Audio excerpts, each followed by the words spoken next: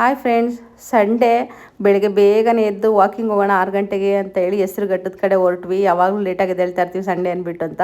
ಆದರೆ ಹೋಗಿದ್ದ ಕೆಲಸ ಆಗಲಿಲ್ಲ, ಯಾಕಂದರೆ ಅರ್ಧಕ್ಕೇ ಸಿಕ್ಕಾಪಟ್ಟೆ ಚಳಿ ಇದೆ ಅಂದ್ಬಿಟ್ಟು ವಾಪಸ್ ಕರ್ಕೊಂಬಂದರು. ಬರ್ತಾ ಹಾಗೆ ಎಳ್ನೀರು ಕುಡ್ಕೊಂಡು ಬಂದ್ವಿ. ಇನ್ನು ಮನೆಗೆ ಬಂದಮೇಲೆ ಮೆಂತ್ಯ ಮುದ್ದೆ ಮಾಡ್ಕೊಳ್ಳೋಣ ಅಂತ ಹೇಳ್ಬಿಟ್ಟು, ಯಾಕಂದರೆ ಯೋಗೋರು ಇತ್ತೀಚೆಗಂತೂ ತುಂಬ ಸುಸ್ತು, ನಿಶಕ್ತಿ, ಬ್ಯಾಕ್ ಪೇನ್ ಅಂತ ಹೇಳ್ತಾನೆ ಇರ್ತಾರೆ ಅಂದ್ಬಿಟ್ಟು ಮೆಂತ್ಯ ಮುದ್ದೆನ ಮಾಡ್ಕೊತಾ ಇದ್ದೀನಿ. ಇದು ನಿಶಕ್ತಿ, ಸುಸ್ತೆಲ್ಲ ಕಡಿಮೆ ಮಾಡುತ್ತೆ, ಹಾಗೆ ಬ್ಯಾಕ್ ಪೇನ್ ಕೂಡ ಕಂಟ್ರೋಲ್ ಮಾಡುತ್ತೆ ಅಂದ್ಬಿಟ್ಟು ಇದಕ್ಕೆ ನಾನು ಗೋಧಿ, ಅಕ್ಕಿ, ಉದ್ದಿನಕಾಳು, ಮೆಂತ್ಯನ ತೊಗೊಂಡು ಎಲ್ಲನೂ ಕೂಡ ಬೆಚ್ಚಗೆ ಸ್ವಲ್ಪ ಹುರ್ಕೊತಾ ಇದ್ದೀನಿ. ಹುರ್ಕೊಂಡು ಅವತ್ತಿನ ದಿನವೇ ಹಿಟ್ಟನ್ನು ಕೂಡ ಮಾಡಿಸ್ಕೊಂಡೆ.